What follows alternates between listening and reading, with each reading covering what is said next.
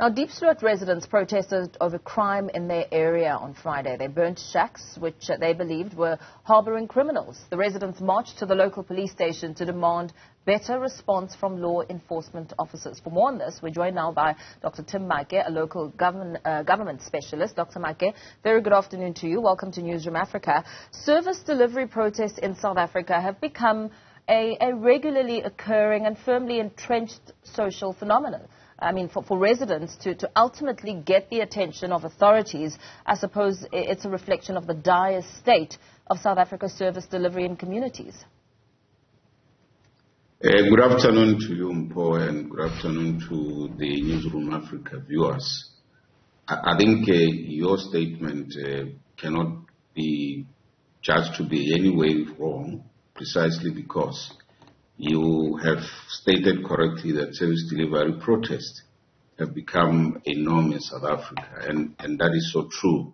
If you look back since the 2011, when we were moving or heading towards the local government elections, that's where we started to see an increase in a lot of service delivery protests. And there is quite a number of reasons for that kind of a rise in the number of service delivery protests.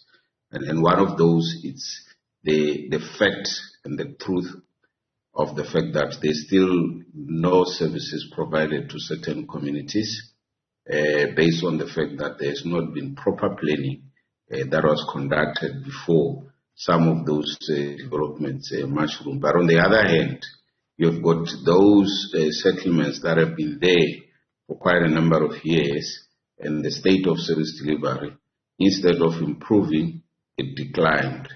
But you also have got the other factor wherein in certain communities, service delivery protests were used for purposes of others, gaining some attention, leading to some of them being elected into local government, into various municipalities. So yes, there's various reasons why we have been experiencing these sporadic incidences of service delivery, but some of them cannot be legitimized. They are based on a certain grouping of people or certain individuals who want to manipulate the plight of the people for their own personal gain.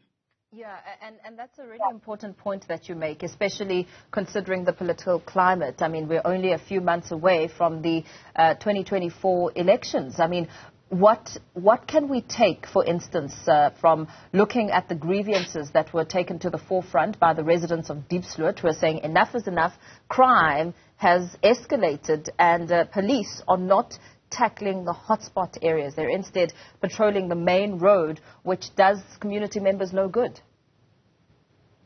Well, look, Mpo, the crux of the matter is not only about the patrols that the police are providing, but equally important, it's for us as communities to really understand our role in the provision of services. Remember, the Constitution does accommodate the involvement of communities on matters that affect them, which simply means that we need to begin to search for answers to say, as the communities, as the citizens, are we taking advantage of the provisions of the law which allows us to play a role in making sure that we get the kind of services that we deserve?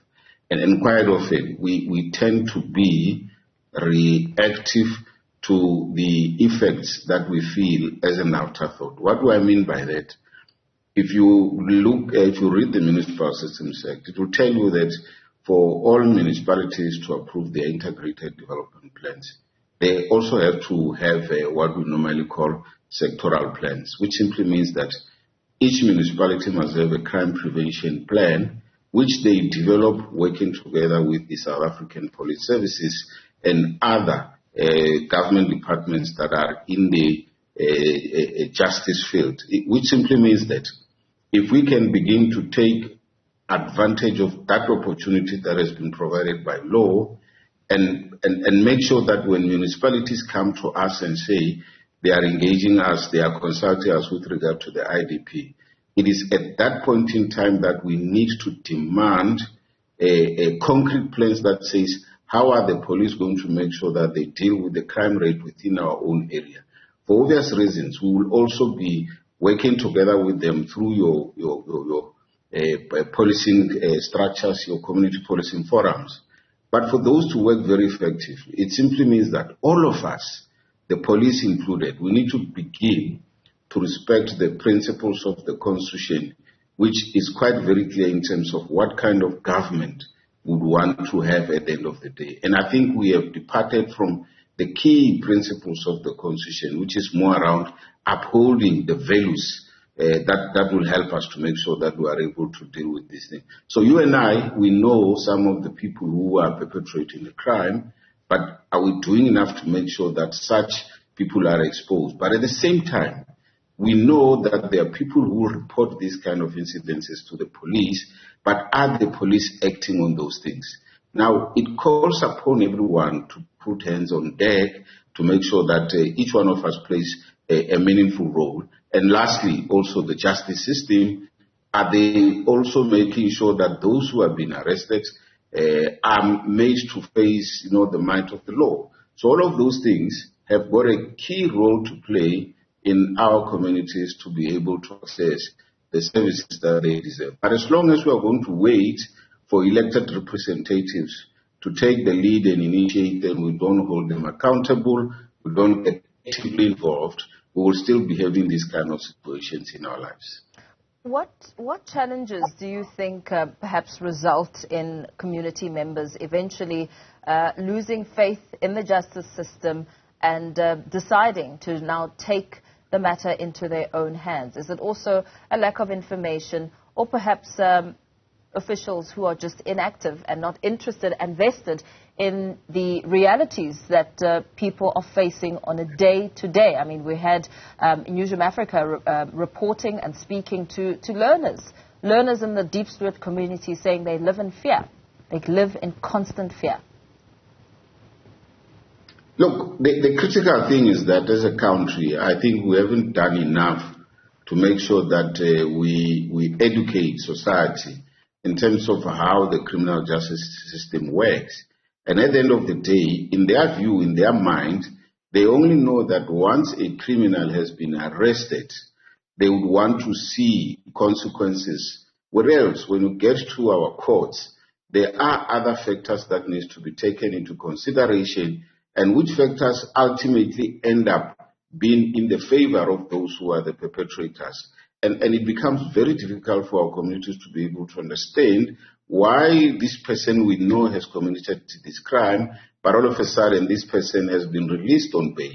And one of those critical aspects is for us to appreciate, the Bill of Rights, which says every person has got particular rights, but there are limitations in terms of those rights. So we need to make sure that we begin to educate society to appreciate how the justice system also works, so that if we need to contribute to make sure that where there are small gaps that gives an opportunity to the perpetrators to escape scot-free, those kind of loopholes are really are tightened up to a point that any other person would know that if I commit this crime, I've got too limited chances that I can even plead innocent or even pray that I have my rights must be respected. So I think there is still a lot of work that we need to do to make sure that the community and society gets to understand how the justice system works, so that the community can also be able to understand they've got a meaningful role to play. Should you be called as a witness,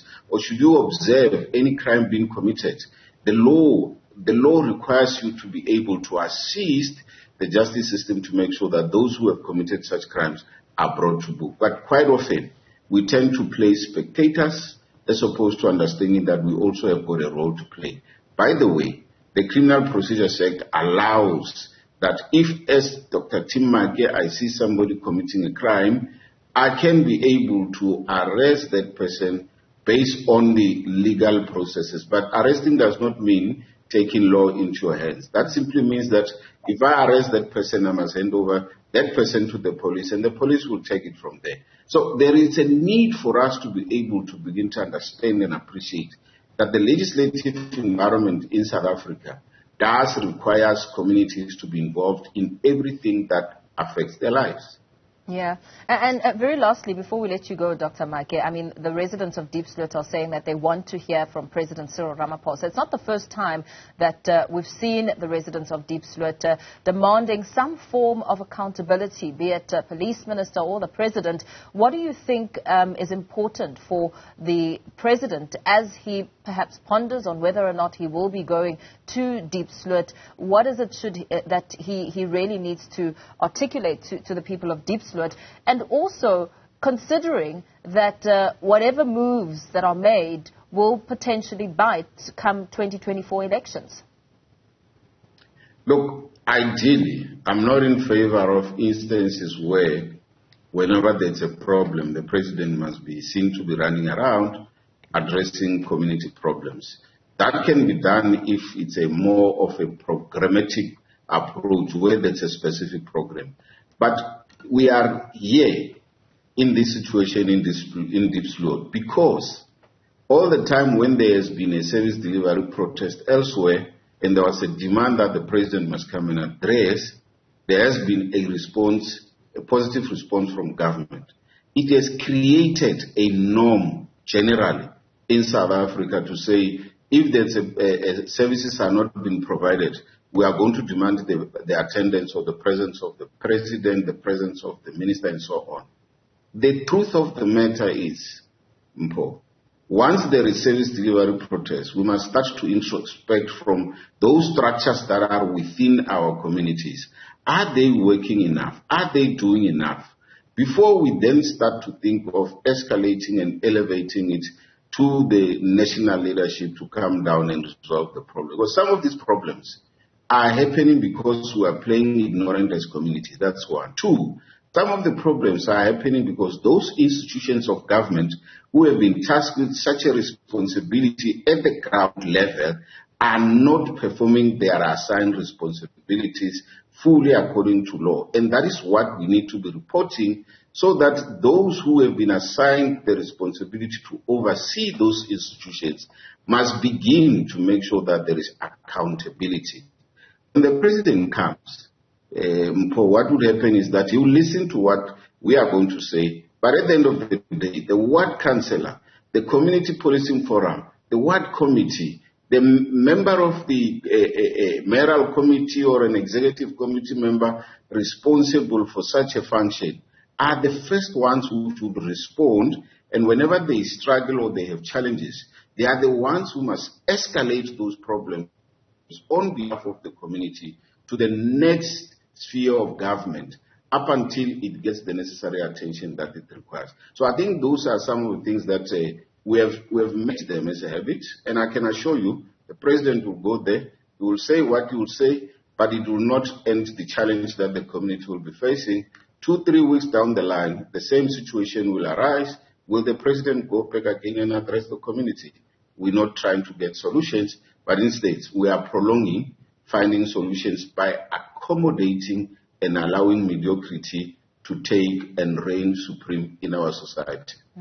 Very well. Thank you so much for your time and that analysis there, Dr. Tim Maake, a local government specialist, speaking to the issue around service delivery and, of course, the frustrations of the people in Diepsloot, taking to the streets and perhaps taking the law into their own hands. They say they are not doing so, but also left with no option but to act.